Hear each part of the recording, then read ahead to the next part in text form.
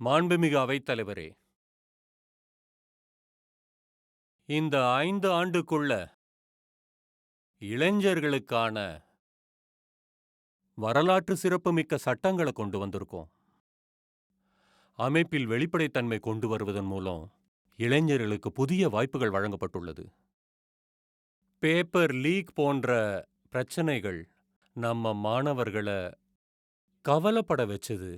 இளைய சமூகத்தின் உணர்வுகள புரிந்து கொண்டு மகத்துவம் வாய்ந்த முடிவுகளை எடுத்திருக்கோம். அவர்களின் மனதில் எழும் கேள்விகளும் சந்தேகங்களும் நிர்வாகத்தின் மேலே உள்ள கோபத்தையும் நிவர்த்தி செய்யும் வகையில கடுமையான சட்டங்கள தேசத்தின் இளைய சமுதாயத்தின் மனங்களுக்கு ஏற்ப மகத்துவமான முடிவுகளை எடுத்திருக்கோம். மாண்புமிகு அவைத்தலைவரே, எந்த ஒரு மனித இனமும் ஆராய்ச்சிகளே இல்லாம முன்னேற முடியாது என்பதுதான் உண்மை. நிரந்தர மாற்றங்களுக்கு ஆராய்ச்சிகள் அத்தியாவசியமானது. இதற்கு மனித குலத்தின் லட்சக்கணக்கான ஆண்டு வரலாறே இதற்கு சாட்சி. ஒவ்வொரு காலகட்டத்திலும் ஆராய்ச்சிகளும் கண்டுபிடிப்புகளும் வந்துகிட்டே இருந்தது. மனித வாழ்க்கையும் முன்னேறி வந்துள்ளது.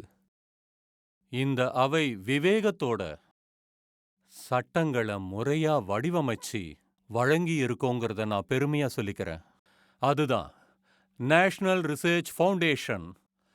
இந்த சட்டத்த பொதுவான அன்றாட அரசியல் விவாத பொருளா எடுத்துக்கொள்ள முடியாது.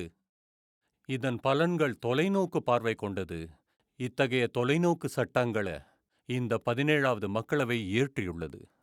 நாட்டு இளைய சமுதாய சக்தி மீது எனக்கு நம்பிக்கை இருக்கு.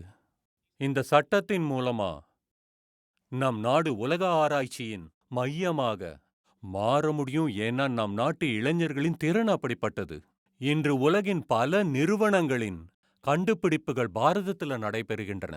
பாரதம் மிகப்பெரிய ஹப்பா மாறும். இதில் எனக்கு முழு நம்பிக்கை உள்ளது.